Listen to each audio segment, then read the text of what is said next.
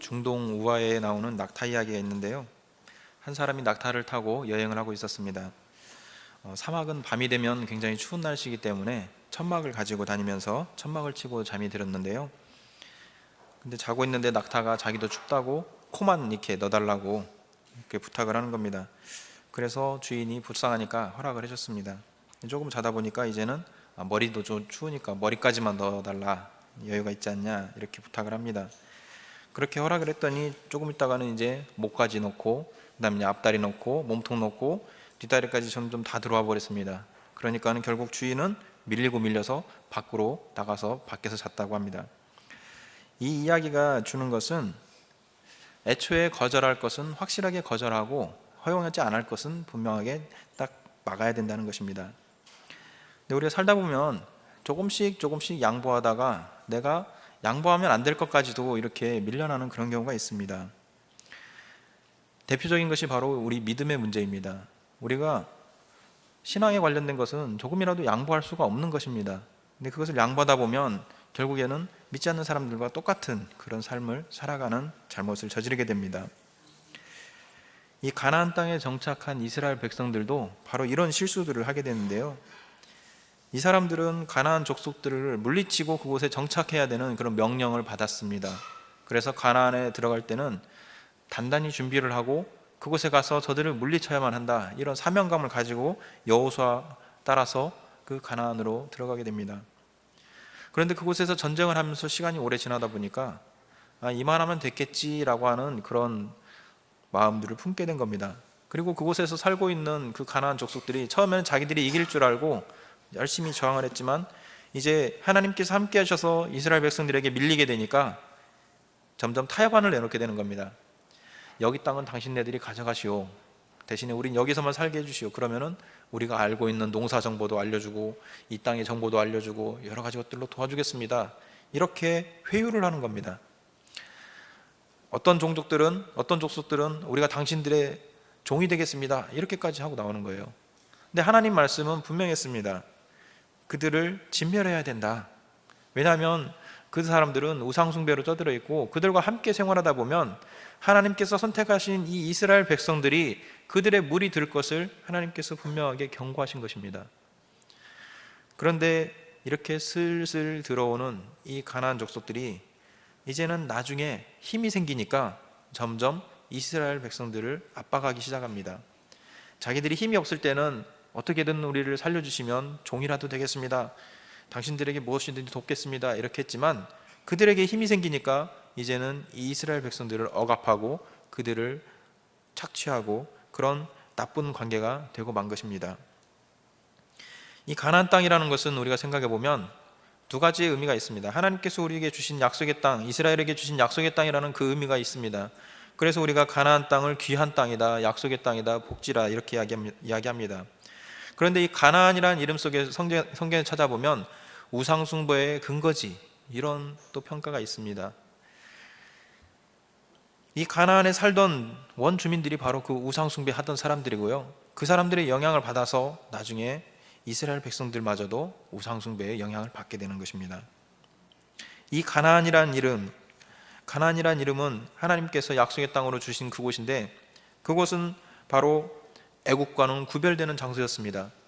애굽은 이스라엘 백성들이 종으로서 억압받고 그들이 자유롭게 살지 못했던 곳입니다. 가나안 땅은 하나님께서 적과 꿀이 흐르는 땅으로 그곳에 가면은 하나님을 마음껏 섬기면서 자유롭게 복된 삶을 살 수 있도록 예비해 두신 장소였습니다. 그런데 이 가나안 땅에 가서 그곳에서 하나님의 뜻대로 살지 못하고 점점 그 가나안에 살던 원주민들의 영향을 받아서 이스라엘 백성들은 점점 타락하고 말았던 것입니다. 이 가나안 땅에 살던 7 족속들이 있었는데요, 그 족속들은 이스라엘이 해결해야만 할 하나님으로부터 받은 명령에 속하는 족속들입니다. 그들을 반드시 멸해야만 됐던 것입니다. 하나님께서는 그들이 아무 잘못도 하지 않았는데 이스라엘 백성들을 그곳에 옮기기 위해서 그들을 죽이라 이렇게 말씀하신 게 아닙니다. 그 사람들에게 하나님께서는 기회를 주셨어요. 야곱이 애굽으로 그 아들 요셉을 찾아서 온 가족을 이끌고 내려가서 그곳에서 정착해서 무려 400년을 살았습니다. 그 400년 동안 하나님께서는 기다리신 겁니다. 이 가나안 족속들에게 기회를 주신 거예요. 그들이 아마 그동안에 하나님께로 돌아오고 그들이 우상 숭배를 멈추고 그 땅에서 행해지는 모든 악한 일들을 그쳤다면 하나님께서는 아마 이스라엘 백성과 그들이 서로 화목하게 지낼 수 있도록 방법을 열어주셨을 것입니다. 그런데 그렇게 하지 않았기 때문에 하나님께서는 이 거룩한 백성들에게 저 악한 민족이 서로 섞이지 않도록 분명한 명령을 하셨던 것입니다. 그들에게는 바로 이 이스라엘 민족들이 가나안 땅으로 온 것이 바로 가나안 족속들에게는 심판의 때였고 이스라엘 백성들에게는 하나님께서 베푸르신 언약의 때가 다가온 것이었습니다. 그런데 바로 그곳에서 문제가 생긴 것입니다. 이렇게 되자 하나님께서는 여호와의 사자를 이스라엘 백성들에게 보내셨습니다.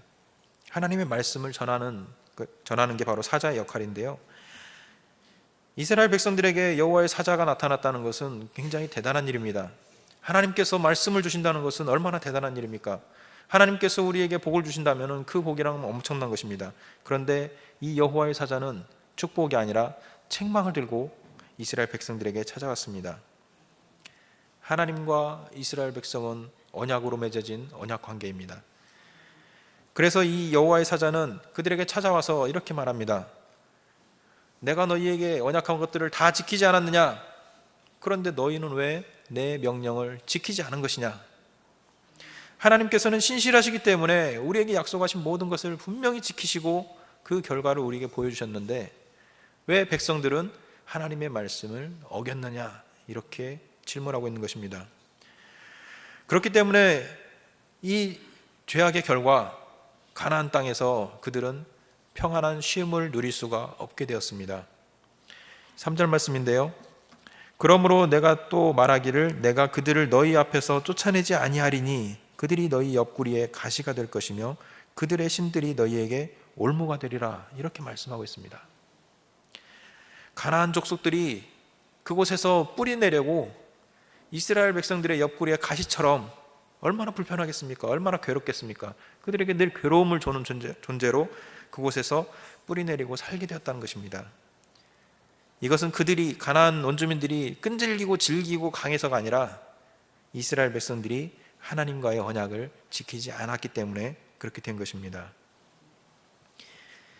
하나님께서 거룩하게 만들고자 하신 이 가나안 땅에 이방신의 제단이 여전히 남아있게 되었고요. 하나님을 의지하지 못하는 이스라엘 백성은 그들을 물리칠 힘이 남아있지 않았습니다. 그렇다면 왜 이스라엘 백성들은 하나님의 언약을 어겼을까요? 그들이 이 낙타가 코 조금 밀어놓고 또 머리 밀어놓고 목을 밀어넣은 것처럼 살금살금 그들에게 다가온 것을 눈치채지 못하고 넘어가 버린 겁니다. 이스라엘 백성들은 이것을 생각했습니다. 우리가 전쟁을 치르면 많은 힘이 든다. 많은 사람이 다칠 수도 있고 그리고 저들을 물리칠 수는 있지만 그래도 얻는 것보다 땅도 황폐해야 되고 불도 지르고 있으면 집도 다시 지어야 되고 무너뜨리면 성도 다시 쌓아야 되는데 힘들지 않느냐. 우리가 합리적으로 생각하자. 저들이 항복한다고 하니까 우리가 받자. 이렇게 생각한 겁니다. 하나님의 명령이 뒤로 가고 계산이 앞에 온 것입니다. 이익이 앞에 온 것입니다. 하나님께서 분명하게 명령하신 이유가 있는데 그것은 생각하지 않고 자기들의 앞에 있는 이득 중에 어느 것이 더 큰가만을 계산했기 때문에 그들은 그 가나안 족속들을 멸하라는 명령을 지키지 않은 것입니다. 하나님의 명령과 언약, 이것과 나에게 바로 주어지는 실질적인 이득, 이것 사이에서 이스라엘 백성은 어리석게도 자기에게 주어지는 이득만을 생각했던 것입니다. 그렇지만 사실 이 일은 그들에게 엄청난 손해가 되었습니다. 자손 대대로 살아갈 그 땅에서 그 악한 종족들을 뿌리 뽑지 못하고 그들의 옆구리에 가시가 되었고 그들에게 늘 괴로움을 주는 존재가 그대로 남아있게 됩니다. 이 여호와의 사자는 길갈에서부터 찾아왔다라고 말씀하고 있는데요. 이 길갈이라는 장소에서 왔다라는 것 자체가 큰 의미가 있습니다. 길갈이라는 장소는 바로 약속의 장소이기 때문에 그렇습니다. 여호수아가 이제 모세를 이어서 백성들의 지도자가 되어서 첫 번째로 한 일이 뭐냐면 요단강을 건너는 것입니다. 이제 요단강을 건너야 되는데 강이 흐르고 있는데 그곳을 그 수많은 수십만 명 넘는 그 사람들이 건널 수는 없는 것입니다.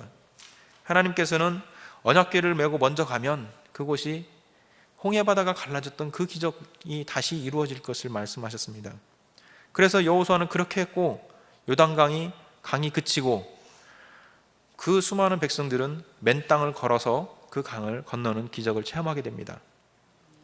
그렇기 때문에 여호수아는 이 요단강을 건너면서 그곳에서 돌 12개를 가져다가 지파별로 하나씩 우리가 이것을 반드시 기념해야 된다. 우리가 처음으로 저 가나안 땅에 들어가면 처음으로 정착하는 그곳에 이 일을 기념하자. 그렇게 해서 도착한 장소가 바로 길갈입니다. 이 길갈이라는 이름의 뜻은 떠나간다라는 뜻이 있고 굴러간다라는 뜻이 있습니다. 여호수아 5장 9절에서는 이 길갈이라는 이름의 유래를 말씀해 주고 있는데요, 거기에서 애굽의 수치를 떠나가게 하셨다, 여호와께서 애굽의 수치를 떠나가게 하셨다, 애굽의 수치를 굴러가게 하셨다 해서 길갈이라는 그런 이름을 붙이셨던 겁니다. 이곳에서 12돌을 세워놓고 하나님께서 우리를 이 요단강을 건너게 하셨고 마른 땅을 밟고 건너게 하셨다, 애굽의 수치를 우리로부터 떠나게 하셨다, 이것을 기념하여 그곳에 12돌을 놓고 우리 후손들이 이 돌이 무슨 돌입니까? 물어보면 하나님께서 우리를 애굽에서부터 건져내셨고 요단강을 그치게 하셔서 건너게 하신 그 사건을 기념하는 것이다, 이렇게 가르치라고 세워둔 것입니다. 바로 이 길갈에서 여호와의 사자가 왔다는 것은 백성들에게 그 사건을 기억하라는 겁니다. 너희가 어찌 여호와의 그 역사를 잊어버렸느냐, 애굽에서 너희를 건져내신 그 하나님의 역사를 어찌 너희가 잊어버렸느냐, 하나님께서 너희에게서 수치를 떠나가게 하셨는데 어찌 그것을 잊었느냐. 바로 이 길갈에서 올라온 여호와의 사자는 그 메시지를 담고 있는 것입니다. 종으로 살던 애굽에서 약속의 땅 가나안으로 왔습니다. 그런데 오기는 왔는데 이곳이 거룩한 땅이 되어야 되는데 거룩한 땅이 온전히 되지 못하였던 것입니다. 사실 애굽에서 가나안으로 가는 길은 바로 옆 동네가 아닙니다. 그 사이에는 광야라는 곳이 있습니다. 이 광야는 사람이 살아가기 굉장히 어려운 환경이고요, 하나님만을 바라보며 의지할 수밖에 없는 그런 장소입니다. 이스라엘 백성은 바로 이 광야를 지나서 가나안 땅으로 갔던 곳입니다. 생활은 엄청나게 불편하지만 믿음을 훈련하는 장소로서는 이 광야가 최적의 장소입니다. 하나님께서 주시는 것으로만 살고 하나님을 의지하여서만 살 수 있는 것이 바로 광야이기 때문에 그렇습니다. 그렇지만 광야는 우리가 머물 곳이 아닙니다. 하나님을 믿고 의지하면서 그곳에서 살지만 우리가 영원히 거주할 곳은 아닙니다. 하나님께서는 우리에게 광야에 머물러 살아라 이렇게 말씀하지 않으시고 가나안 땅, 약속의 땅으로 가라 이렇게 말씀하셨습니다. 광야는 훈련의 장소이지 우리가 그곳에서 머물러야 될 그런 장소가 아니라는 뜻입니다. 이 애굽에서 광야 훈련의 장소를 거쳐서 약속의 땅 가나안으로 간 이스라엘 백성들은 이 가나안 땅에서 광야를 잊어버리고 말았습니다. 하나님이 함께 하셨던 그 은혜와 기억을, 하나님께서 우리에게 베풀으셨던 그 역사를 잊어버렸기 때문에 그들은 광야 이전의 삶, 바로 애굽에서 종살이했던 그 삶으로 돌아가 버리고 만 겁니다. 애굽의 종이 아니라 이제는 이방 신들의 종이 되어버리고 만 겁니다. 약속의 땅, 거룩한 땅에서 자유롭게 살아야 될 이 사람들이 자유를 잃어버리고 우상의 종이 되어버리고 만 것입니다.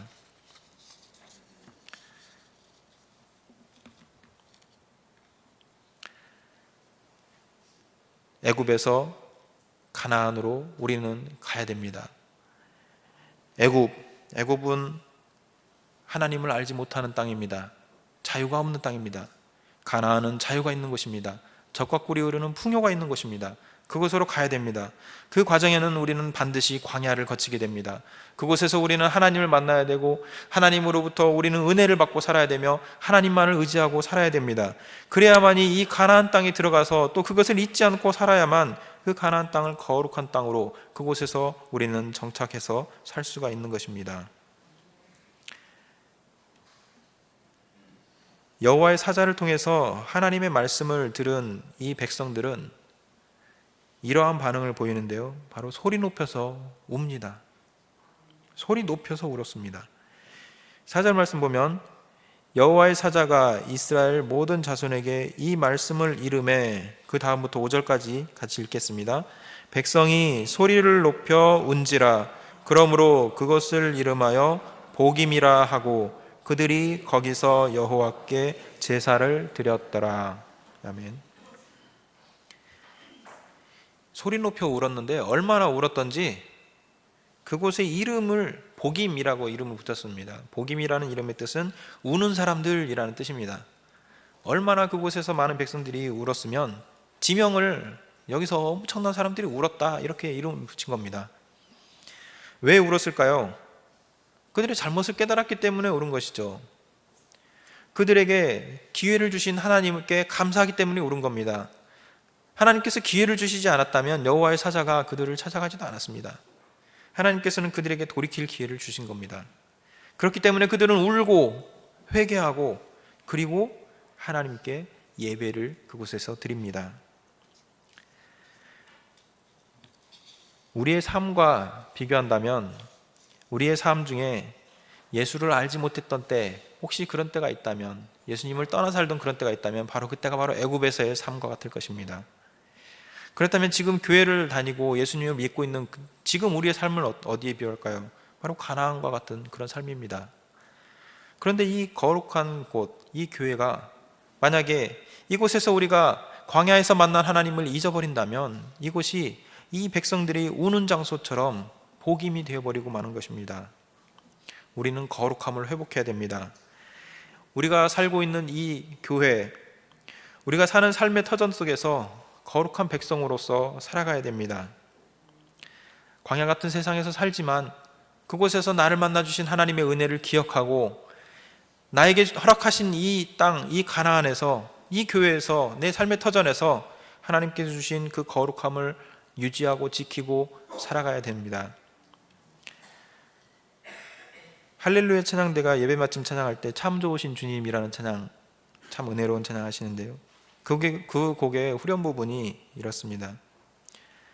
광야 같은 세상 주만 의지하며 주의 인도하심 날 강건케 하시며 주의 사랑 안에서 살게 하소서 주만 의지하리 영원토록. 광야 같은 세상 주만 의지하며 주의 인도하심 날 강건케 하시며 주의 사랑 안에서 살게 하소서 주만 의지하리 영원토록. 이 광야 같은 세상에서 주님만 의지해서 굳건한 믿음 가지시기를 바랍니다. 우리는 광야에 머물러서 사는 사람이 아니라 가나안 땅에 살도록 하나님께서 약속하셨고 또 이 땅에서, 이 교회에서 또 영원한 천국으로 하나님께서 인도하십니다. 광야에서 주이신 그 사랑과 은혜를 잊지 않고 잘 간직하여서 약속의 땅에서 거룩한 백성으로 영원토록 살아가시기를 주님의 이름으로 축복합니다.